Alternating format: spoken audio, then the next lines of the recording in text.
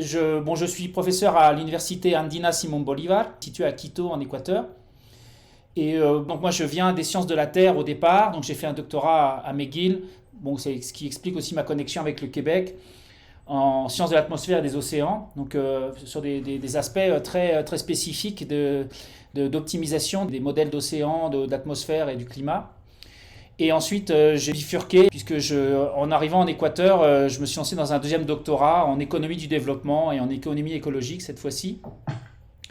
Et là, j'ai travaillé sur la question de l'exploitation minière, mais c'était qu'un prétexte, un cas empirique pour faire un examen critique de théories éco-marxistes, notamment la deuxième contradiction de James O'Connor. Et voilà, et depuis ce temps-là, bon, je m'intéresse à la question de l'extraction minière, des activités minières industrielles, comme je préfère les appeler, depuis très longtemps déjà. Ça m'a valu quelques ennuis au Québec, dans le cadre du travail avec Alain Deneau à l'époque. Bon, depuis, la poussière est retombée, si je peux m'exprimer ainsi, mais j'ai continué à travailler sur la question minière, qui fait partie d'un des gros pôles de mes activités de recherche depuis mon arrivée en Équateur en 2009. Donc ça fait plus de 15 ans que je suis ici. Donc notamment sur des territoires en Équateur, mais aussi à l'échelle de l'Amérique latine au sens large. Et donc là, j'ai travaillé plutôt sur les modalités, si vous voulez, de la production du territoire minier extractif. Et donc je l'ai documenté cela sur des cas précis en Équateur, avec une approche plutôt d'économie écologique, écologie politique. Voilà. Et depuis peu de temps, là, donc, depuis peu de temps, je me suis lancé aussi dans un travail qui a à faire avec la question des évaluations, on va dire, critiques de l'exploitation minière industrielle, pour essayer de dépasser un peu le cadre des cadres mainstream des analyses coûts-bénéfices. Et notamment aussi un autre volet de mon travail, c'est celui que je vais présenter aujourd'hui, qu'on a développé avec Paul. Ça fait déjà un moment qu'on s'est lancé là-dedans, c'était même avant la pandémie, donc, mais on arrive tout juste à produire, là qu'on a un article qu'on est en train de finaliser justement sur la question. Mais ça venait plutôt au départ d'une curiosité envers tout ce qui a trait au croisement entre économie et thermodynamique.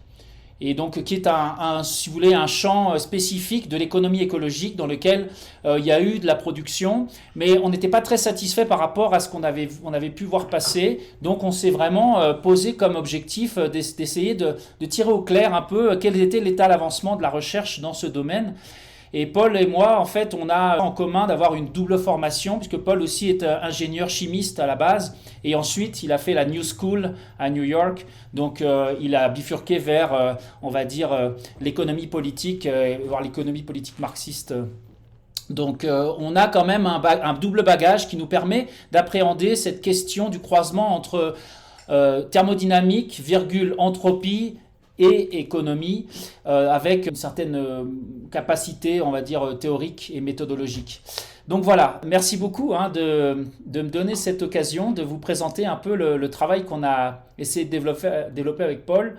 C'est la première fois que je le présente comme ça en petit comité, avec, je pense, un intérêt et une capacité d'interaction dont j'espère qu'elle va donner lieu à des échanges qui bon, peut-être vont être aussi intéressants pour vous que pour nous, pour Paul et moi.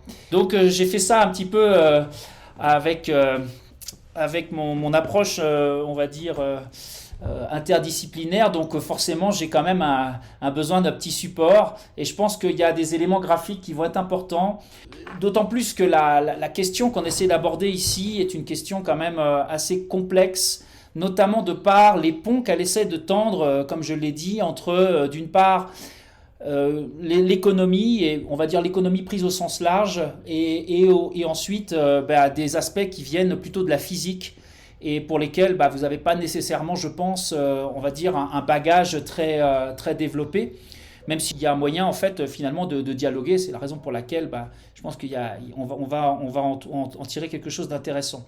Alors, avant de commencer, je voudrais rappeler que la thermodynamique, comme, on va dire, branche de la physique, eh bien, si on retrace ses origines, elle vient d'un souci d'optimisation des rendements des machines thermiques. au début du 19e siècle. Et dans ce sens, la thermodynamique comme champ de la physique, eh bien, elle naît et se construit en lien avec, on pourrait dire ça ainsi, le besoin d'optimiser l'accumulation. Et c'est pour cela que, je veux dire, c'est intéressant de considérer cette discipline de ce point de vue-là, pour ensuite reprendre quelque chose qui a d'une certaine façon été laissé pour compte depuis les débuts des travaux associés par exemple à Sadi Carnot, qui ont donné lieu à ce qu'on appelle le second principe de la thermodynamique. Je vais faire ces rappels par la suite. Mais on va dire, si on a les origines de la thermodynamique qui sont liées intimement avec des préoccupations d'ordre économique, par la suite il y a eu une distanciation assez marquée de la thermodynamique par rapport à l'économie, et elle s'est développée d'une manière un peu autonome. Dans ce cadre, un personnage très important est celui de Nicolas Georgescu-Roegen, dont je vais parler un petit peu plus par la suite, mais qui a été un des pionniers, si vous voulez, dans cet exercice périlleux d'essayer de tisser des liens entre thermodynamique et théorie économique. Et donc là, à partir du travail de Georgescu-Roegen, qui commence dans ce champ-là à partir du début des années 70, un retour d'une préoccupation de la part de certains économistes, les économistes écologistes en particulier, envers la thermodynamique et ce que la thermodynamique implique pour la théorie économique. Alors, juste pour vous dire aussi, le travail que je présente aujourd'hui, donc il est le fruit de longs échanges qu'on a eus avec Paul. On a aussi procédé à un travail assez minutieux et je dirais quasi exhaustif, hein, pratiquement, parce que en même temps, la littérature n'est pas si importante sur la question, de ces croisements entre entropie, matière et économie, comme je le dis dans le titre ici. Et on a essayé, à partir de cela, de dresser une espèce d'état des lieux de ce qu'il en est des connaissances en termes de ce que finalement la thermodynamique comme science physique peut apporter à la théorie économique, peut apporter à la compréhension des enjeux qui sont ceux d'aujourd'hui, avec la destruction des écosystèmes, la destruction de la planète, de la nature en général. Voilà.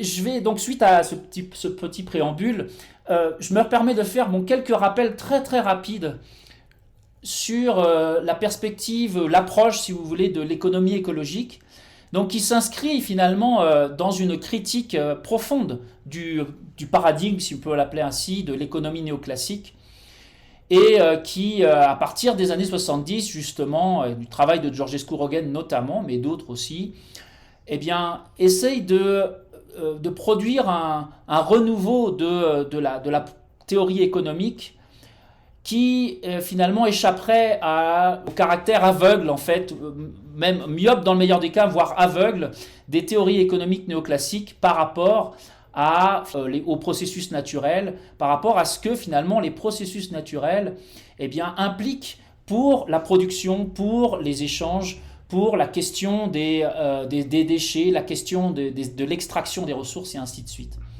Donc là, j'ai fait c'est un petit échafaudage des concepts qui caractérisent l'économie néoclassique et envers lesquels l'économie écologique tente de s'inscrire en faux ou à tout le moins produire une critique. Donc c'est assez schématique ce que je vous présente là parce qu'évidemment, il y a beaucoup de nuances dans les courants qui forment l'économie écologique. On peut distinguer beaucoup de tendances qui ne sont pas nécessairement d'accord sur tout un tas de choses. Mais d'une certaine façon, elles ont en commun de vouloir repenser la réinsertion du système économique au sein d'un système plus grand qui est celui de la nature.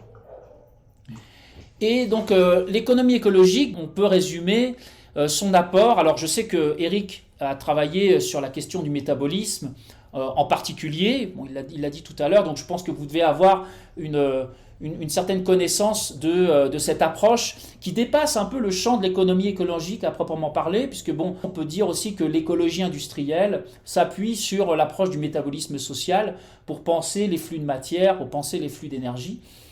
Mais effectivement, c'est un des aspects de l'échafaudage théorique sur lequel tente de s'appuyer l'économie écologique, celui du métabolisme social, la caractérisation quantitative des flux physiques. il y a aussi tout un tas de propositions dont on peut dire qu'elles accompagnent l'approche de l'économie écologique. Par exemple, celle de dépasser le langage exclusivement monétaire, qui est celui qu'emploie l'économie néoclassique, et qui est posée comme indispensable si on veut rendre compte de toute une série de processus qui ont à faire avec des aspects non marchands. Et il y a aussi la question, alors c'est lié avec le métabolisme social, donc j'ai essayé de rappeler ça ici, mais la question de la temporalité. Donc on essaye aussi à partir de l'approche de l'économie écologique de penser la question de la temporalité propre des écosystèmes qui n'ont souvent pas grand-chose à voir avec les temporalités qui caractérisent souvent les processus ou les phénomènes dits économiques ou pensés comme tels depuis l'économie néoclassique. Voilà, donc les échelles de temps des écosystèmes. Et il y a aussi cette dimension et qui fait le pont d'une certaine façon avec les nouvelles approches telles que l'écologie politique, ou à tout le moins il y a un pont à faire aussi ici avec une approche plus marxiste, on va dire, puisque l'économie écologique aussi propose de prendre en compte la question des rapports de force, la question des conflits sociaux, la question des inégalités, en lien justement avec les flux de matière en particulier, mais pas que, et essayer de penser ce qu'impliquent les échanges entre économie et nature, pour le dire de manière schématique, en termes de rapports de force, en termes de processus inégaux. Il y a aussi une aspiration, d'un point de vue plus épistémologique, à l'élaboration d'une science plus participative, et une science qui mettrait à contribution les connaissances en dehors du champ académique. Voilà, et il y a une promotion aussi très forte de l'interdisciplinarité. Alors là, je pense qu'il convient de parler d'une interdisciplinarité élargie dans le sens où la pense Marcel Jolivet, qui est un épistémologue français qui a proposé ce terme d'interdisciplinarité élargie par opposition à l'interdisciplinarité de proximité qui finalement est celle que tout un chacun, que ce soit dans les sciences sociales ou les sciences de la nature, pour le dire ainsi, pratique d'une manière ou d'une autre. Un physicien va dialoguer avec un chimiste et vice-versa, et un sociologue et un anthropologue, la socio-anthropologie même, ça donne lieu à un champ de connaissances qui mixe les deux, il y a ces hybridations qui sont de proximité. L'économie écologique propose de pratiquer une interdisciplinarité, mais qui ne soit plus seulement de proximité, mais élargie, et qui fait partie du défi de cette prise en compte du lien entre nature et société, du lien entre nature et économie. Alors, je passe à la présentation très rapide de ce personnage qui nous a occupé tout particulièrement avec Paul. Il s'agit de Nicolas Georgescu-Roegen, qu'on propose d'appeler NGR parce que son nom est assez long et il est parfois un peu difficile à prononcer, surtout quand on parle vite. Donc, Georgescu-Roegen, lui, il est considéré comme un des pères de l'économie écologique. Et ses contributions ont été, on va dire, essentielles. Beaucoup d'économistes écologiques le reconnaissent comme vraiment un des cadres qui a inspiré le champ qu'on appelle aujourd'hui l'économie écologique. C'est un chercheur roumain qui a eu une trajectoire assez atypique. Il a fait son doctorat en mathématiques et statistiques en France. Ensuite, il est allé aux États-Unis. Il a travaillé avec Schumpeter. Il y a peut-être un peu un lien aussi à penser à partir de la question de la destruction créatrice qui a dû beaucoup le préoccuper.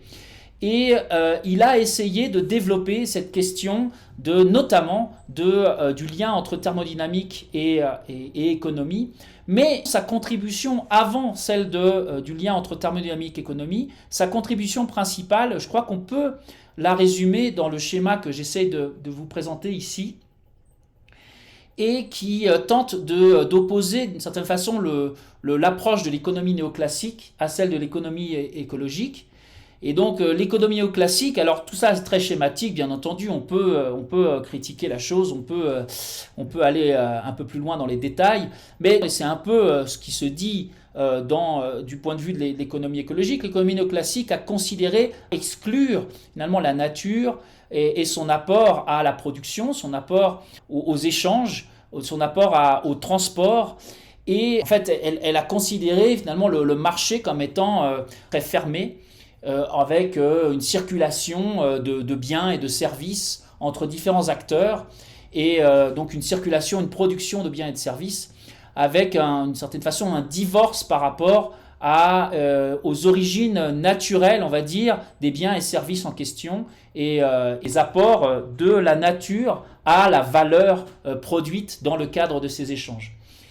Et Georges Courogan a été un des pionniers dans ce champ à proposer une réinsertion un réencastrement, on pourrait dire, dans une ligne un peu polanyienne, du système économique, ou considérer, si vous voulez, le système économique comme un sous-système d'un système plus large qui serait finalement la nature, pour le dire ainsi, quoi, ou l'écosystème global.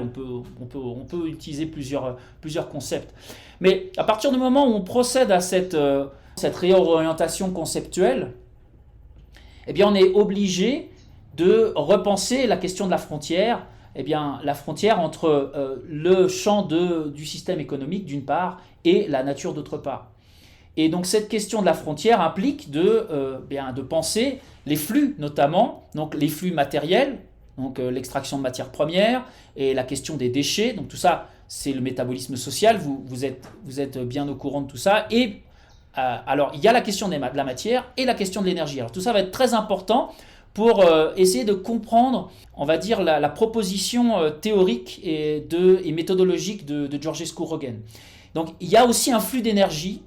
Et dans le cadre de ce flux d'énergie, donc, qui correspond à une extraction d'énergie utile de l'environnement et qui est utilisé par l'économie et qui est rendu finalement à l'écosystème, qui est rendu à la nature sous forme dégradée, sous forme dissipée. Voilà, donc on va revenir un petit peu sur ces questions-là. Mais si vous voulez, à partir du moment où on procède à ce réencastrement, elle se pose aussi la question des éventuelles contraintes que vont exercer les phénomènes naturels sur les processus économiques. Quel type de contraintes? Quelles contraintes biophysiques? Et alors, à partir du moment où on pense les contraintes biophysiques, c'est là où en fait, il va falloir faire appel à des connaissances qui vont largement dépasser, bien entendu, celles qui ont été développées dans le cadre du formalisme considéré par beaucoup comme abusif de l'économie néoclassique. Et on a associé à ces éventuelles contraintes biophysiques, donc on a les flux, les cycles biogéochimiques, donc on a les grands cycles, le cycle du carbone, le cycle de l'azote, etc., donc, avec lesquels on va interagir d'une certaine façon, et quelles sont les conséquences de l'activité économique sur ces cycles, mais quelles sont aussi les contraintes qu'exercent ces cycles sur les activités économiques. Même chose pour la dynamique des écosystèmes. Il y a, avec les flux de matière sous forme de déchets, avec la question de la dissipation au sens large, on a l'affectation aux écosystèmes, leur destruction, mais il y a aussi la question de la compréhension des écosystèmes comme source de valeur. Donc là, il y a typiquement aussi la question des dites ressources de ressources renouvelables, mais qui, si on considère en fait les dynamiques des écosystèmes, peuvent ne plus être renouvelables. Par exemple, les stocks de poissons, les choses comme ça. Voilà. Donc il y a tout un tas de choses à prendre en compte si on veut finalement penser la question de la production, etc. Et bien entendu, il y a la question de la rareté des ressources matérielles et de l'énergie, qui est un aspect essentiel des contraintes qui peuvent s'exercer sur l'économie. Et donc c'est là que l'idée de Georges Courogan entre en jeu. Parce que lui, suite à ce réencastrement dont il a été un des premiers à proposer l'idée, il s'est dit, bon, qu'est-ce qui va être un des facteurs les plus importants en termes de contraintes sur le système économique? Et c'est là qu'il a eu cette idée d'essayer de tendre un pont entre thermodynamique et économie, entre thermodynamique et processus économique, via de ce qu'on appelle parfois la loi de l'entropie, et dont je vais parler immédiatement, mais qui a été pressentie par Georges Courogan comme une des lois physiques qui pourrait être génératrice d'une certaine forme de rareté, et qui pourrait être même ultimement poser finalement les limites à l'exploitation humaine de la nature, Et donc c'est dans ce cadre qu'il se dit, bien, parmi toutes ces contraintes biophysiques qui peuvent s'exercer, je vais regarder ce qui se passe avec la matière et l'énergie, et je vais me demander comment la thermodynamique et ses lois, ses principes, eh bien, peuvent finalement informer une nouvelle théorie, une théorie écologico-économique qui dépasserait finalement la cécité du champ néoclassique. Donc voilà un petit peu le propos introductif que je me permets de vous présenter, étant donné qu'il y a quand même du temps pour penser toutes ces choses. Et je pense que c'était important de resituer ça, donc l'approche de l'économie écologique et celle de Georgescu Roegen dans ce souci d'essayer de lier thermodynamique et économie. Voilà. Alors, bon, je vais essayer de présenter ce qui reste en 3 parties principales. Alors d'une part, je vais faire quelques petits rappels, je pense qu'ils sont nécessaires, sur la question de la thermodynamique et l'entropie.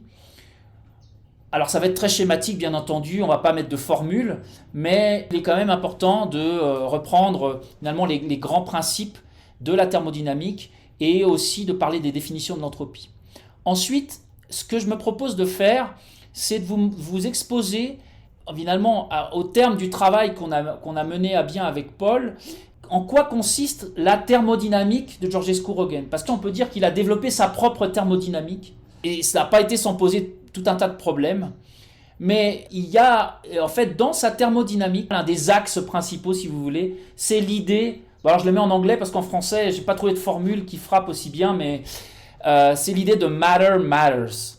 Voilà, donc c'est son idée principale, et vous allez voir comment cette idée a déterminé chez lui la construction d'une thermodynamique assez sui generis, et qui a donné lieu à toute une série de lectures critiques qui fera l'objet de la 3e partie, et à partir de laquelle on essaiera de tirer quelques conclusions. Voilà. Bon, je commence avec des choses dont probablement vous avez entendu parler, mais bon, qu'il est bon de rappeler. Donc d'une part, il y a 2 grands principes de la thermodynamique qui sont vraiment essentiels, et en fait il y a 4 principes. Il y en a 2 grands et il y en a 2 annexes si vous voulez.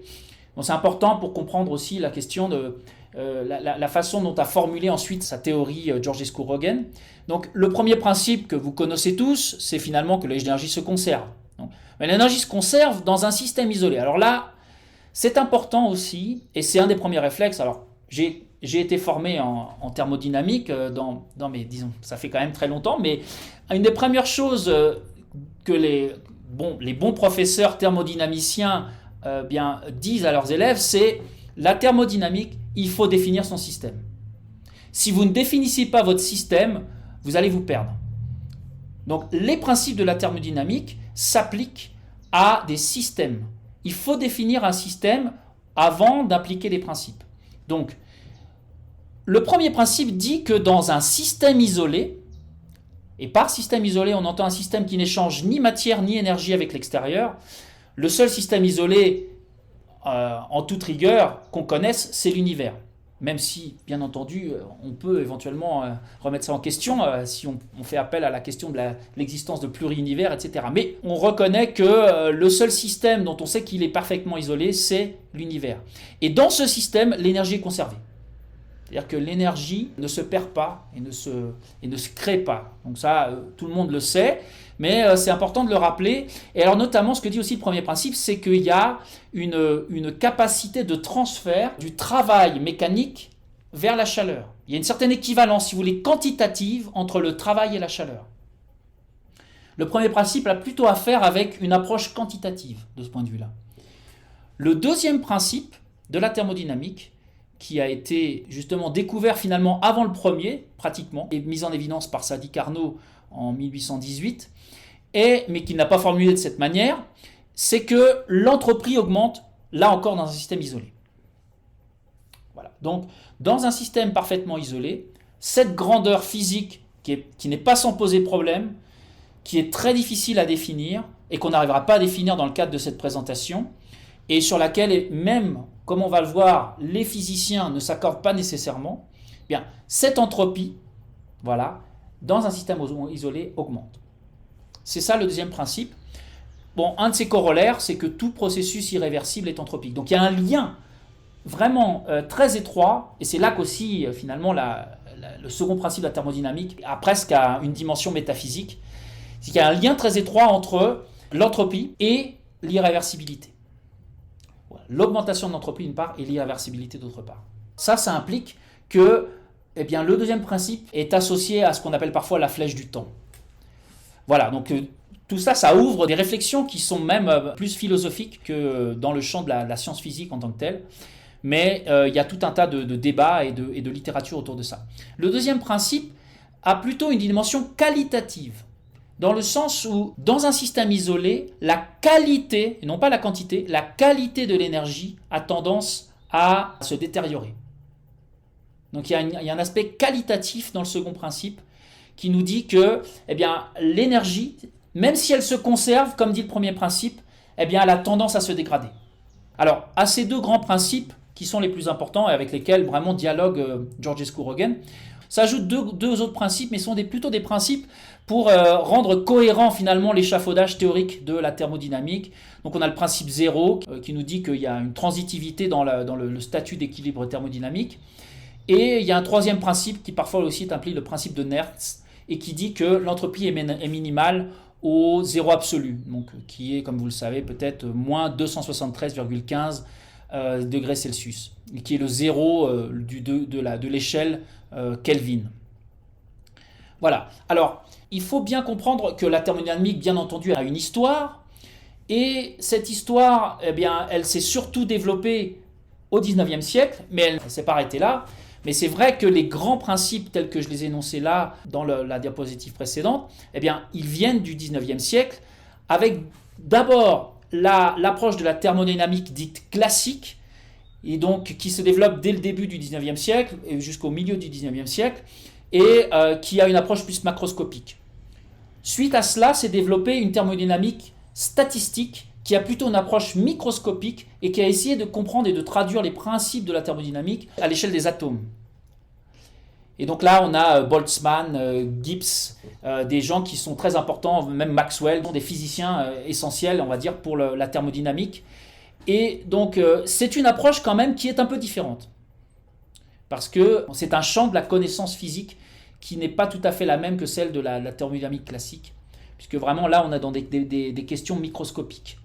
Et alors, il y a un troisième, si vous voulez, sous-champ, qui, d'une certaine façon, n'est même pas classifiable dans la thermodynamique, qui est la théorie dite de l'information, et qui est associée au travail de Claude Shannon, et qui s'est occupé de la transmission de l'information et la perte d'information.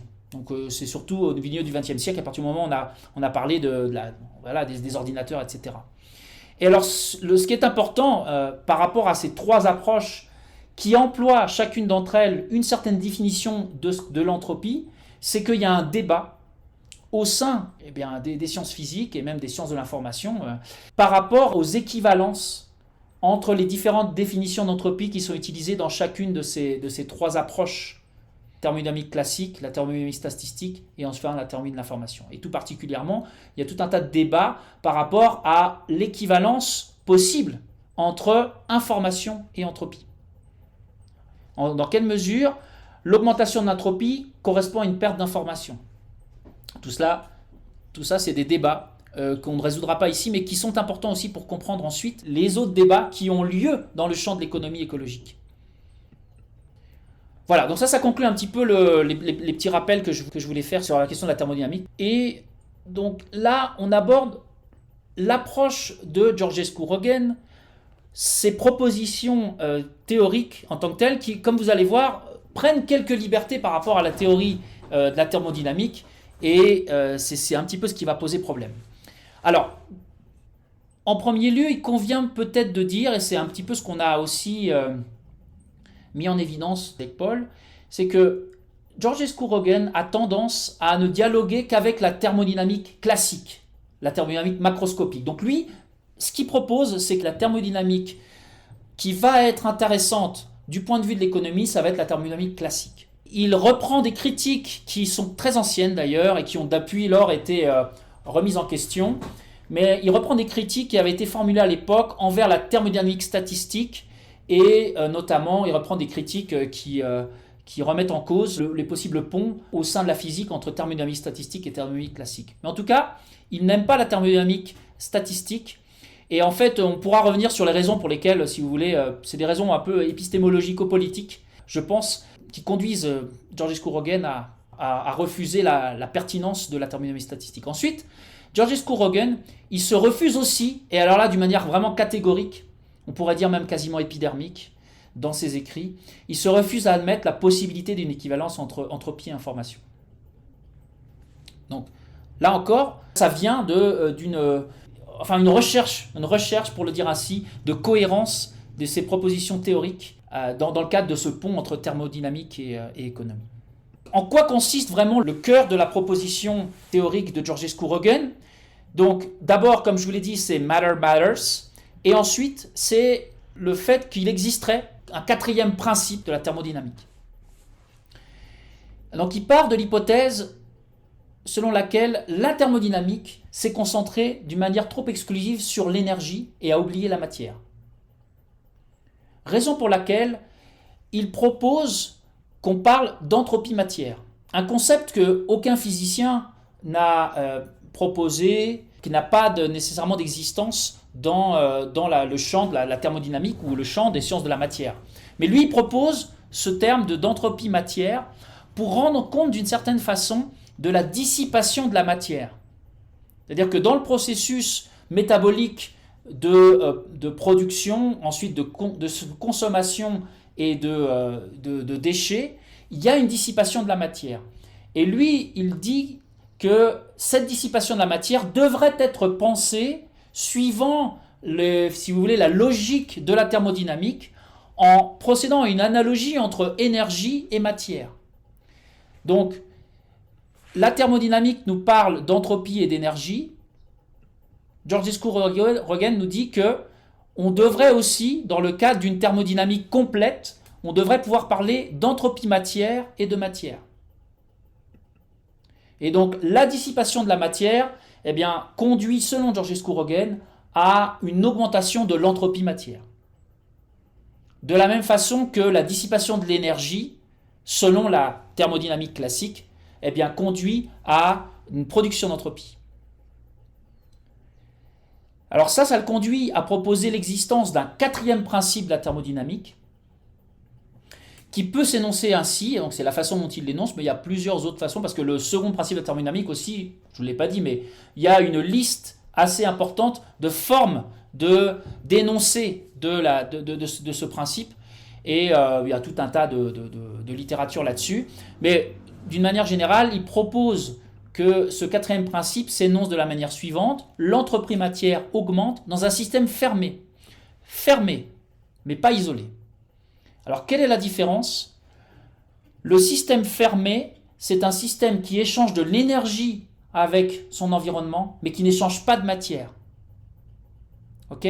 Donc, lui, il propose que le problème de la matière, il intervient notamment dans un système fermé, c'est-à-dire un système qui, même s'il échange de l'énergie avec l'extérieur, il n'échange pas de matière. Et comme vous le devinez, ça va être le cas typiquement de la planète Terre, qui va échanger de l'énergie avec l'espace, il va recevoir de l'énergie du Soleil, il va émettre de l'énergie sous forme infrarouge et même sous forme de chaleur sensible, mais il ne va pas échanger de matière, ou les échanges de matière vont être vraiment négligeables.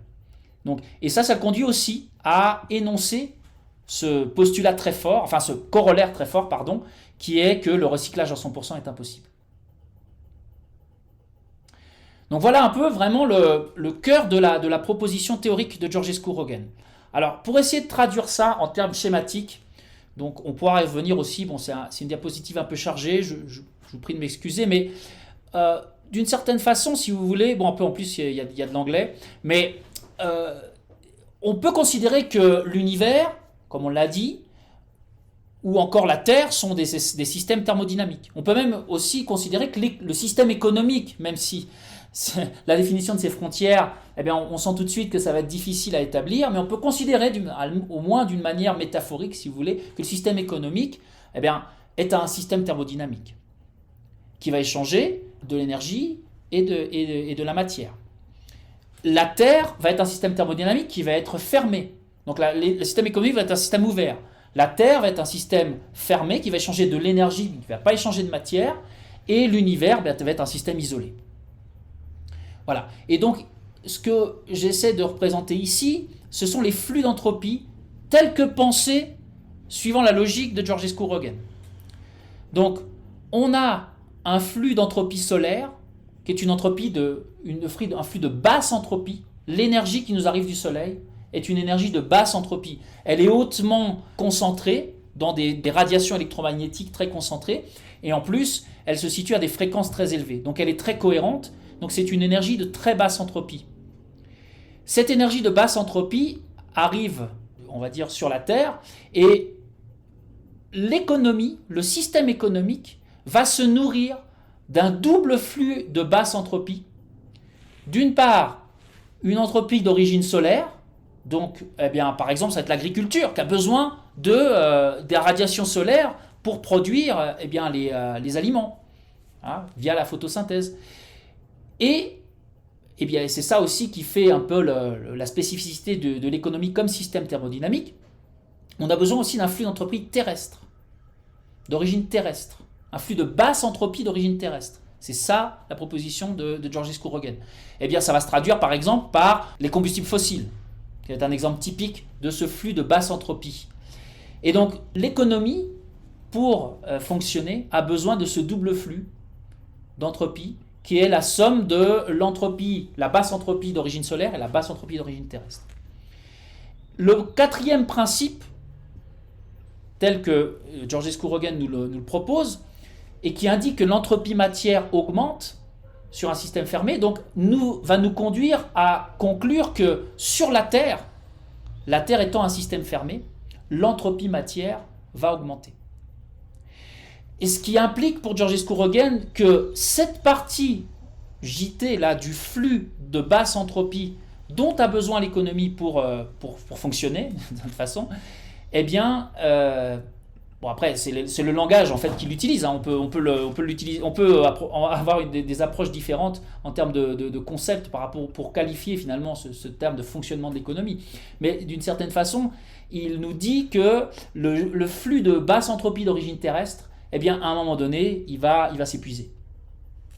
Et c'est ça l'origine, selon lui, de la rareté. C'est ça l'origine des pénuries futures. Et c'est ça l'argument à la base du principe dont il est considéré parfois comme étant à l'origine de la décroissance. Donc la nécessité finalement de décroître, puisque l'entropie d'origine terrestre, comme la basse entropie d'origine terrestre, telle que lui il l'appelle, est vouée de manière irrémédiable à s'épuiser. Donc voilà un petit peu pour la façon dont on peut schématiser le cœur de la proposition théorique de Georgescu Roegen, le cœur de sa thermodynamique, parce que comme vous voyez bien, il a fait des propositions conceptuelles très audacieuses et qui sortent totalement du champ, on va dire, exclusif ou du champ strict de la thermodynamique telle que conçue depuis les sciences physiques. Puisque là, il parle d'entropie matière, il parle de quatrième principe, des choses qui n'ont jamais été énoncées dans le cadre de la thermodynamique. Et là, c'est en cela qu'a consisté une grosse partie de notre travail avec Paul, c'est vraiment d'aller identifier la littérature qui s'est intéressée à la proposition de Georgescu Roegen et qui couvre toute une série de champs de la connaissance. Parce que là, on n'a pas seulement des économistes écologiques, dont on va voir qu'on peut les classer dans un groupe à part, qui a une certaine approche, une certaine lecture de Georgescu Roegen, mais il y a aussi toute une série de lectures critiques, même voire parfois très critiques, et qui vient d'une littérature plutôt d'ingénieurs, plutôt bien entendu aussi d'économistes, d'écologistes industriels, de physiciens, qui ont entrepris de procéder à une lecture critique des propositions de Georgescu Roegen. Et c'est ça dont on a essayé de rendre compte, finalement, quelles étaient les critiques et dans quelle mesure elles peuvent être considérées comme pertinentes. Dans quelle mesure, au final, aussi, elles permettent d'affiner un peu cette question essentielle qui est celle du départ, qui consiste à se demander dans quelle mesure la thermodynamique et ses principes imposent des contraintes sur les processus économiques. Donc parmi ces lectures critiques, on a distingué deux groupes. Donc le premier groupe, c'est un groupe très très critique. Et on a proposé de les appeler les Prométhéens solaires, mais ça sonne pas très bien en français, je me suis rendu compte de ça. En anglais, Solar Prometheans, ça sonne quand même beaucoup mieux. Ça arrive souvent, hein, mais bon, donc ça oblige à penser une autre formule, donc ça oblige à être un peu créatif. Mais pour l'instant, c'est la seule chose que je peux vous proposer. En tout cas, ces Prométhéens solaires, donc là, il y a des exemples d'auteurs dont vous avez peut-être entendu parler. Parmi ceux-ci, l'essentiel ont plutôt une approche néoclassique. Même sans le savoir, parce que là, on a des gens, il y a Kovalev, par exemple, qui est un ingénieur qui a écrit là-dessus.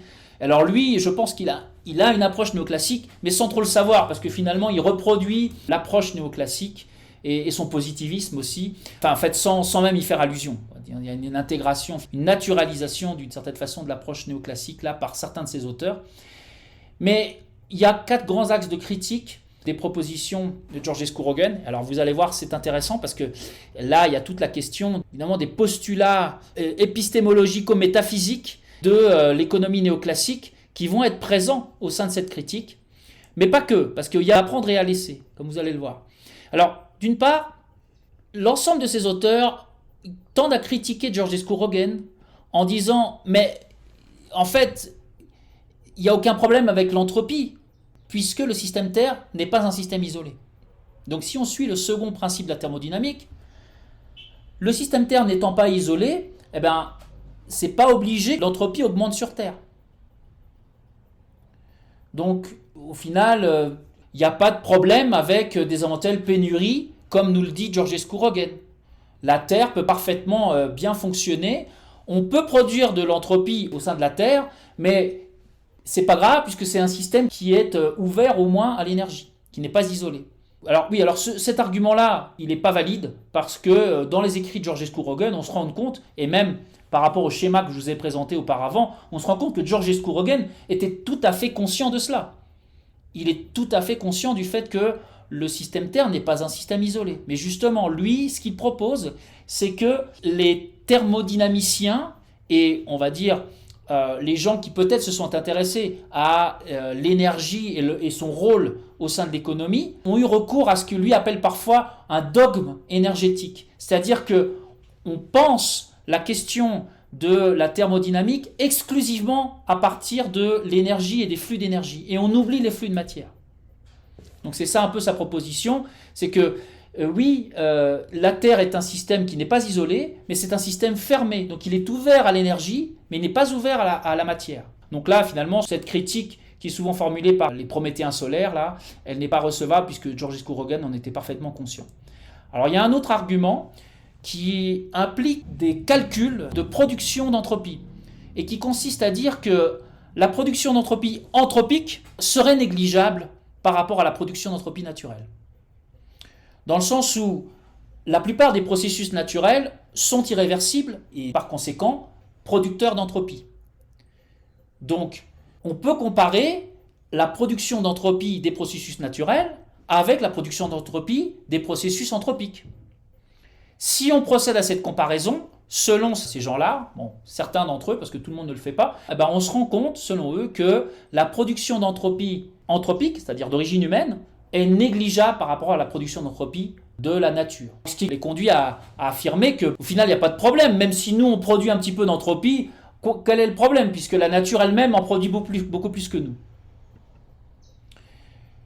Troisième grande critique, qui là est beaucoup plus sérieuse et beaucoup plus recevable et qui, je pense, s'impose, puisque vous allez voir que même les économistes écologiques l'acceptent, le concept d'entropie matière et le quatrième principe tel que formulé par Georgescu Roegen n'ont pas de fondement physique et sont difficiles en fait à traduire au-delà de, on va dire, la métaphore qu'essaye de dessiner Georgescu Roegen.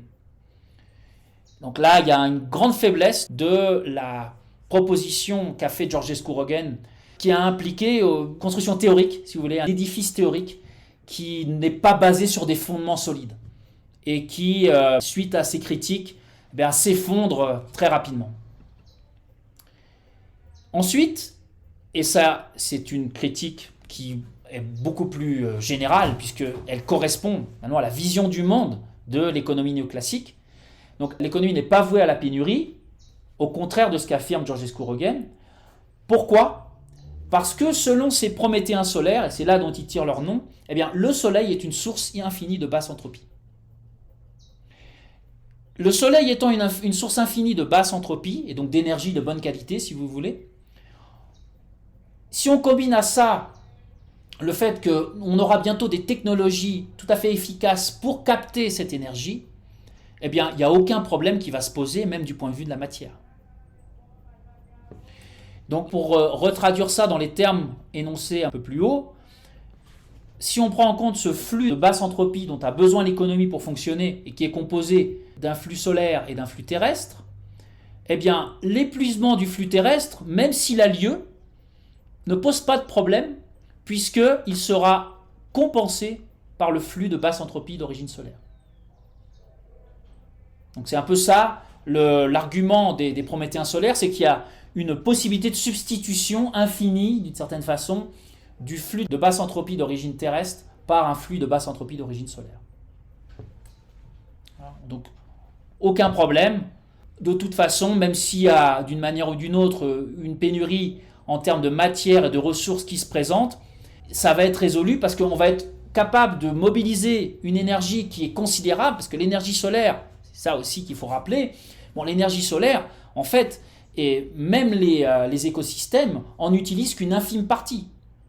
Donc il y a une possibilité, en termes, on va dire, absolus, et sans prendre en compte tout un tas d'autres considérations sur lesquelles on pourra revenir, mais en termes absolus, l'énergie sous forme de radiation solaire qui nous arrive sur la Terre, elle correspond à 1000 à 10 000 fois les besoins des êtres humains aujourd'hui. Donc, en se basant sur cet argument, les prométhéens solaires disent de toute façon, on va avoir accès à une énergie infinie. Donc, même s'il y a une dissipation de la matière, c'est-à-dire une dégradation entre guillemets de la matière, qui fait que tout un tas de composants de la matière sont dispersés, on aura accès à une énergie qui sera tellement considérable qu'on va pouvoir les rassembler et puis procéder même à un recyclage à quasi 100% si nécessaire.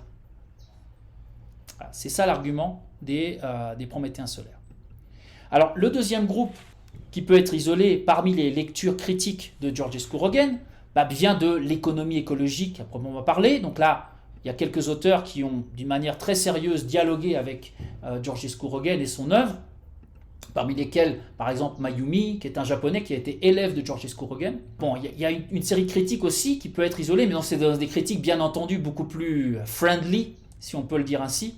Eux, ils sont quand même d'accord, en général, avec les prométhéens solaires sur le manque de rigueur de Georges Couroguin. Et quelqu'un comme Mismer aussi, qui est un auteur français, qui a produit un travail assez intéressant de synthèse sur l'économie écologique et l'œuvre de Georges Couroguin dans un chapitre d'un de ses livres là, récents. Bon, bien lui, il nous dit que c'est dommage finalement que Georges Couroguin ait été aussi peu rigoureux dans sa recherche d'application de la théorie thermodynamique à l'économie. Mais là, je rajouterais, dans quelle mesure il est possible d'être rigoureux et quels sont les critères selon lesquels on doit être rigoureux, puisqu'il s'agit d'une exploration interdisciplinaire dont les modalités ne sont pas nécessairement définies en termes de rigueur, si vous voulez, scientifique. Donc chacun, finalement, depuis sa petite chapelle, peut dire « Ah oui, mais c'est rigoureux, c'est pas rigoureux ». Après, c'est vrai que les largesses que s'est permis Georges Couroguin dans sa construction conceptuelle conduisent à une impasse. Le concept d'entropie-matière, le concept de quatrième principe de la thermodynamique n'est pas exploitable. J'ai oublié de dire aussi en introduction qu'une des motivations qu'on a eues avec Paul, c'est aussi le fait que malgré cette proposition très intéressante, très puissante, on pourrait dire même de Georges Couroguin, cette proposition interdisciplinaire qui semble pouvoir expliquer tout un tas de processus et les limites, finalement les limites planétaires, les limites de l'action humaine dans son ensemble, malgré tout cela, bien que sa proposition date de maintenant près de 50 ans, plus de 50 ans d'ailleurs, parce que son livre The Entropy Law and the Economic Process date de 1971, donc est vraiment le premier ouvrage dans lequel il propose cette question de l'entropie matière et du quatrième principe de la thermodynamique. Bon, quatrième principe, c'est un peu après, dans des écrits ultérieurs, mais en tout cas, ça date de 50 ans, mais au cours de ces 50 ans, finalement, quels sont les avancements auxquels on a pu assister ? Pratiquement rien, au final. puisqu'on en est resté plus ou moins aux propositions théoriques de Georgescu Roegen. Donc peut-être qu'une des raisons pour lesquelles on en est resté là, c'est que Georgescu Roegen a produit une proposition conceptuelle qui n'est pas tellement satisfaisante et qui mérite vraiment d'être repensée. Bon, et sur cet aspect, la plupart des économistes écologistes sont d'accord, ou à tout le moins ceux qui sont intéressés au travail d'une manière minutieuse. Parce qu'un des problèmes aussi, c'est que souvent, l'entropie, les processus anthropiques, etc., où on dit oui, l'économie est anthropique, elle n'est pas circulaire. Il y a Martinez-Alière qui parfois reprend cette formule. Bon, c'est problématique parce qu'on fait allusion d'une manière un peu, si vous voulez, laxiste au concept d'entropie. Et finalement, on ne sait pas trop à quel sein se vouer. Et au sein de l'économie écologique, la plupart des économistes écologiques qui n'ont pas lu d'une manière, on va dire, détaillée et rigoureuse Georgescu Roegen, ont tendance à reprendre cette question de l'entropie comme étant l'augmentation de l'entropie et les principes de la thermodynamique comme étant les grands déterminants de la rareté future, celle qui nous attend. Mais au final, rien n'a été produit de vraiment concret dans ces termes-là, et on n'a pas été capable jusqu'à maintenant de vraiment traduire ça d'une manière un peu plus concrète, si vous voulez. Donc un des obstacles probablement à cette traduction plus concrète a été les faiblesses de l'échafaudage théorique de Georgescu Roegen. Bon, ensuite, les économistes écologiques se posent aussi tout un tas de questions qui sont tout à fait pertinentes et qui ouvrent aussi des champs de recherche très intéressants. Bon, quelle est la bonne quantité d'entropie ? Parce que aussi, il y a cette question qui revient parfois dans les écrits de Georgescu Roegen et qui consiste à penser l'augmentation d'entropie comme quelque chose de néfaste. Mais au final, l'augmentation d'entropie n'est pas nécessairement néfaste. Parfois, on aime bien avoir beaucoup d'entropie, parfois on aime bien avoir peu d'entropie. Tout dépend de ce qu'on recherche. Et donc là, par exemple, les économistes écologistes citent les déchets. Donc, en fait, un déchet, et tout particulièrement, par exemple, les déchets toxiques, vont constituer une concentration de matière de basse entropie. Puisque on a une concentration de certains types de composés qui vont présenter un grand problème en termes de toxicité, mais cette concentration, d'un point de vue, on va dire, physico-chimique, elle correspond à une basse entropie. Donc finalement, quand on produit des déchets, on produit de la basse entropie, mais cette basse entropie, c'est pas ce qu'on cherche. Donc on a de la basse entropie qui est néfaste. Donc quelle est la bonne basse entropie, quelle est la mauvaise ? C'est pas si simple que ça à trancher. Et bien entendu, quand je dis bonne ou mauvaise, c'est là où vous voyez qu'on va dépasser largement le champ de la science physique, et c'est là aussi où il faut échapper à une approche exclusivement positiviste de cette question. Donc c'est aussi ce que proposent les économistes écologiques. Et voilà, et dans quelle mesure l'irréversibilité est-elle mauvaise ? Parce que l'irréversibilité est génératrice d'entropie, encore une fois c'est le second principe, mais bon, la mort est irréversible, c'est mauvais. Mais la vie aussi, la naissance, c'est quelque chose d'irréversible. Et ça, c'est plutôt sympathique. Enfin, en général, on va dire. Voilà, donc vous voyez, il y a tout un tas de choses à penser par rapport à des critères qui ont plus à voir ici avec une dimension, on va dire, socio-culturelle de la question de l'entropie qu'une dimension exclusivement physique, quoi. Bon, il y a aussi des propositions au sein de l'économie écologique qui consistent à dire, bien, peut-être qu'on n'a pas été assez loin. Peut-être que l'économie, en fait, comme c'est un système complexe qui est ouvert au flux de matière, au flux d'énergie, mais qui est aussi hors équilibre, eh bien, peut-être que la thermodynamique classique, ce n'est pas un cadre qui est approprié pour l'étude de ce système. Alors là, on a tout un champ d'exploration possible avec, finalement, l'émancipation de cette question de l'équilibre, parce que les économistes écologiques, certains, ont remis en question finalement l'inspiration originelle de l'économie néoclassique et l'émulation de la mécanique physique, et cette recherche de l'équilibre comme étant un état du système économique qui permettrait de comprendre les phénomènes économiques. Et Georgescu Roegen, lui, d'une certaine façon, ce qu'il fait, c'est qu'il reproduit un petit peu cette émulation, mais il laisse tomber la mécanique. Mais là, lui, ce qu'il dit, c'est que donc, pour comprendre l'économie, il faut s'inspirer de la façon de penser de la thermodynamique. Mais la thermodynamique classique, elle considère l'équilibre thermodynamique. Et la thermodynamique classique ne dit pas grand-chose sur les systèmes qui sont hors équilibre thermodynamique. C'est-à-dire les systèmes qui ne sont pas morts. Parce que les organismes vivants, par exemple, tout organisme vivant est un système thermodynamique hors équilibre. et qui maintient cet état hors équilibre grâce justement au métabolisme. C'est le métabolisme, le flux de matière et d'énergie qui nous permet de nous maintenir dans un état hors équilibre. L'état d'équilibre étant la mort. Et ça, ce sont des choses que la thermodynamique classique n'aborde pas vraiment. Donc il y a tout un champ de la thermodynamique hors équilibre qui a été développé à partir des années 50, notamment une des grandes figures, c'est Prigogine, qui est un prix Nobel de chimie, dont on a oublié un peu l'œuvre, mais qui est essentielle à mon sens pour repenser ces choses-là. Voilà, donc il y a ces ouvertures-là qui sont faites du point de vue des économistes écologiques, qui justement disent peut-être que Georgescu Roegen n'a pas été assez loin, ou peut-être qu'il ne disposait pas des outils à l'époque où il a fait ses propositions pour pouvoir penser la question de l'économie comme système thermodynamique à partir de la thermodynamique, mais avec une thermodynamique plus sophistiquée, si vous voulez. Pour terminer, sur les économistes écologiques, donc ils s'accordent avec NGR sur le fait que matter matters, donc que la matière, même si effectivement la façon dont Georgescu Roegen a compris la matière et a essayé de le traduire en termes d'entropie matière, c'est tout à fait questionnable, même si c'est faux même d'une certaine façon, il n'en reste pas moins que la matière est importante.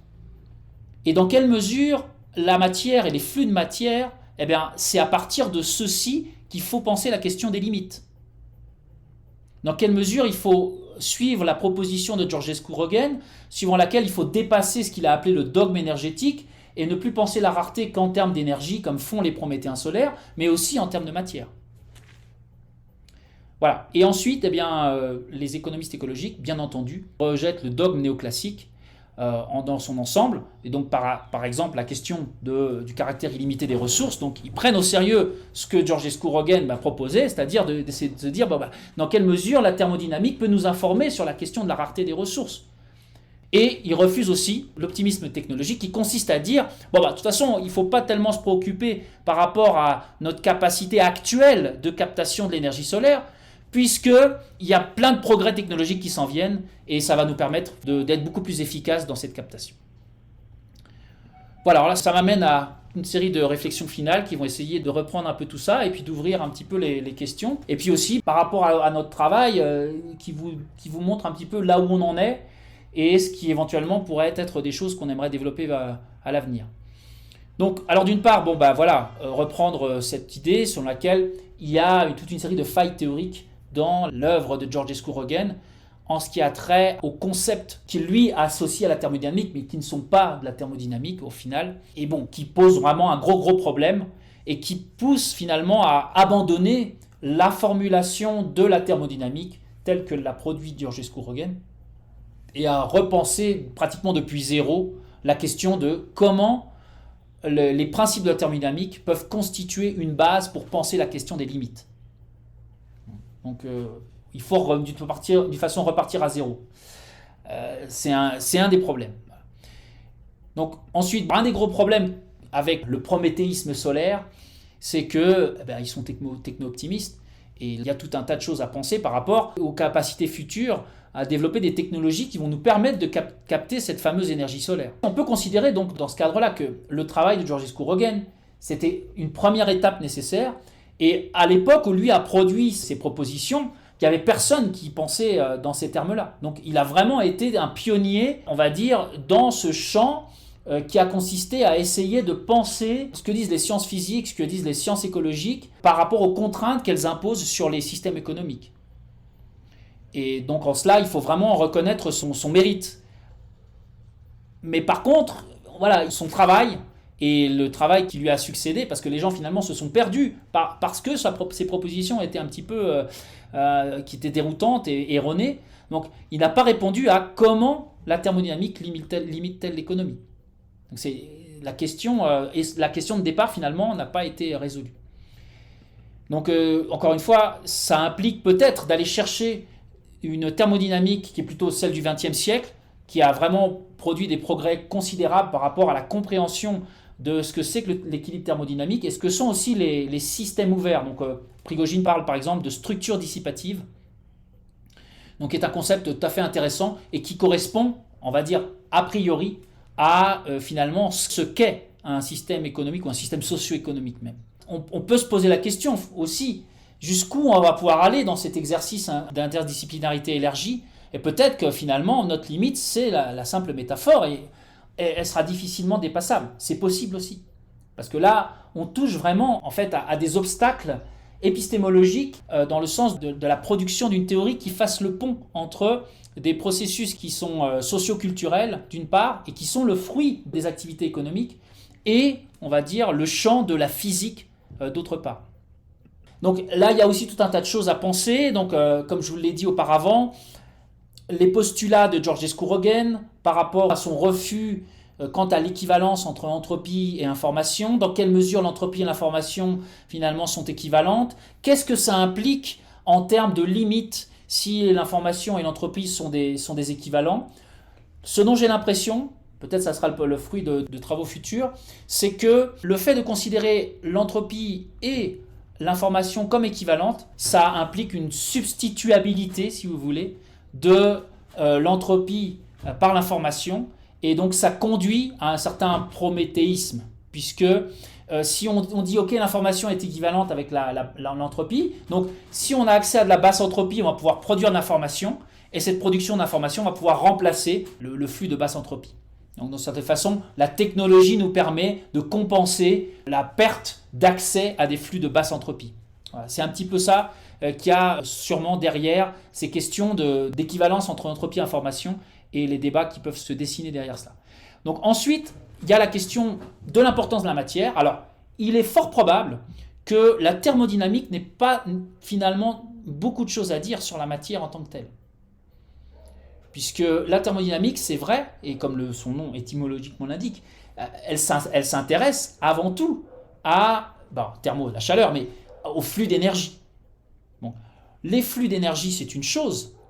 La matière, elle constitue un support de l'énergie, à bien des égards, pour son transport, pour son stockage. Mais la matière en tant que telle et ses flux, il faut aussi s'intéresser aux limites qu'il y a derrière cela. Peut-être que la thermodynamique n'a pas grand-chose à dire là-dessus. Et donc peut-être que là, il faut aller voir plus loin, même aussi au sein de la physique, pour aller chercher des arguments ou des éléments pour penser la question des limites. Donc là, je pose la question parce que finalement, l'énergie et la matière, ce sont deux composantes qui sont imbriquées d'une manière aussi très complexe. Puisque pour pouvoir stocker, accumuler et transmettre de l'énergie, il faut de la matière. Et la matière est aussi source d'énergie. Puisque les combustibles fossiles, par exemple, c'est de la matière, mais c'est de la matière qui stocke de l'énergie sous forme chimique et qui peut être libérée à un moment donné. Voilà. Donc l'énergie est-elle infiniment convertible en disponibilité de matière?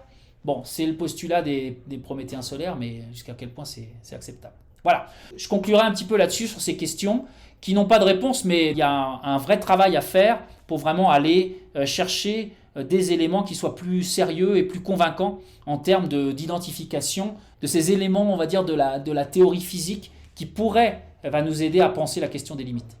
Voilà, donc j'en arrête là. Je crois que j'ai dépassé un peu au final, mais je vous remercie de votre attention, puis j'espère qu'on va pouvoir dialoguer un petit peu quand même. Merci beaucoup, c'est super. Alors, je ne sais pas qui veut ouvrir le bal avec une première question. Moi j'en ai, mais je préfère toujours... Oui, d'abord, merci beaucoup pour la présentation. C'est super intéressant. Moi, c'est des questions auxquelles je réfléchis beaucoup depuis quelques années. Donc, c'est toujours intéressant d'avoir une perspective plus approfondie que ce que je me suis permis encore de poser sur la question. Il y a quelque chose, moi, une approche que je ne prétendrai pas l'avoir inventée, mais c'est quelque chose que j'ai creusé plus que, dont vous avez plus ou moins fait mention, mais que je trouve intéressant. Au début, vous mentionnez, quand on parle de thermodynamique, c'est important de définir le système. Puis je réfléchissais aussi au fait que, là, je fais référence très gratuite à la relativité restreinte, mais c'est important aussi de définir le référentiel avec lequel on parle. Puis ça m'a amené cette réflexion-là à penser à la thermodynamique dans sa dimension phénoménologique, c'est-à-dire que la thermodynamique, nécessairement, ça demande un point de vue. Donc, on assume qu'il y a une subjectivité qui est capable de distinguer entre le moment T et le moment T', par exemple. Et T1, T2, par la nomenclature.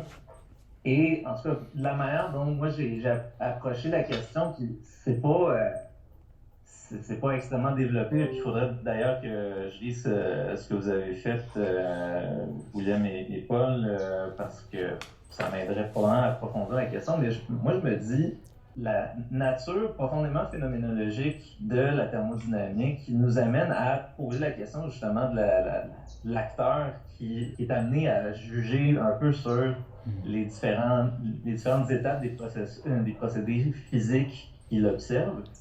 Et là où ça m'a amené, ça me posait la question justement que peut-être que l'approche de Georgescu-Roegen, c'est une bonne manière de justement réfléchir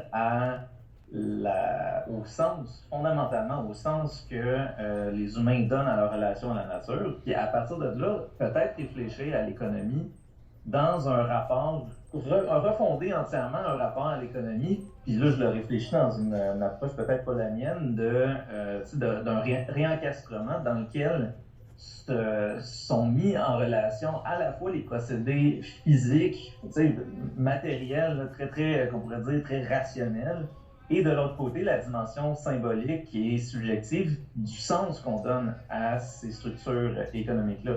Évidemment, la limite de ça, c'est que je pense pas que cette réflexion-là nous ouvre la porte à une théorisation économique en profondeur, où on pourrait être même proche d'avoir des explications économiques comme ce que l'économie néoclassique nous offre. Mais en même temps, je pense qu'il y a peut-être une réflexion intéressante à avoir dans cette direction-là. Évidemment, je pose pas de questions, c'est juste les réflexions sur lesquelles j'ai travaillé jusqu'à présent.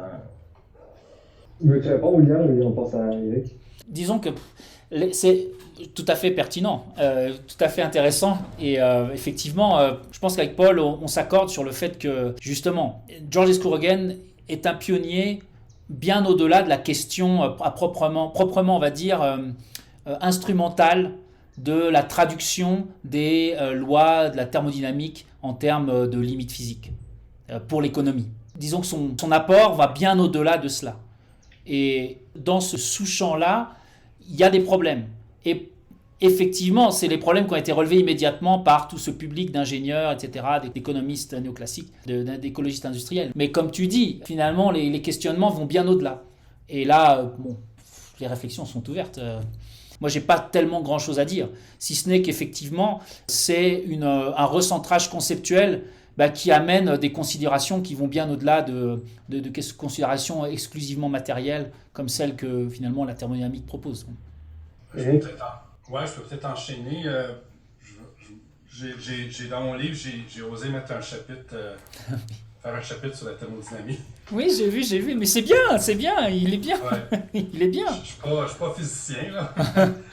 Je suis content en t'écoutant que j'ai vu que je me suis pas trop trompé. Ouais, c'est pas mal. Mais par contre, moi j'amène quelque chose, puis tu vois, je suis en train de refaire je fais un texte pour Société. Je reprends les éléments du livre en français, puis dans ce que j'avais écrit sur ça, dans l'article, c'est une petite courte référence, mais je mobilisais le concept de système dissipatif un peu plus. Tu sais, j'ai au moins référé. Ouais. Je trouvais que c'était plus clair que juste une référence à la négantropie. Oui. La raison que j'ai été obligé, je suis passé par là entre autres à cause de Jason Moore puis des bêtises qu'il dit dans son livre où il prétend que il peut avoir de l'entropie négative. Ça m'a tellement énervé que je me suis dit ok, je vais prendre le temps de définir. Mais l'affaire que moi je pense qui est comme au-delà de ce que je répète là. L'affaire qui, moi, me semble important dans le livre, à faire comme argument, c'était l'idée de la médiation par les processus du vivant, de cette question de l'ouverture et de la fermeture thermodynamique du système Terre. Moi, c'était ma principale critique à Georgescu-Roegen.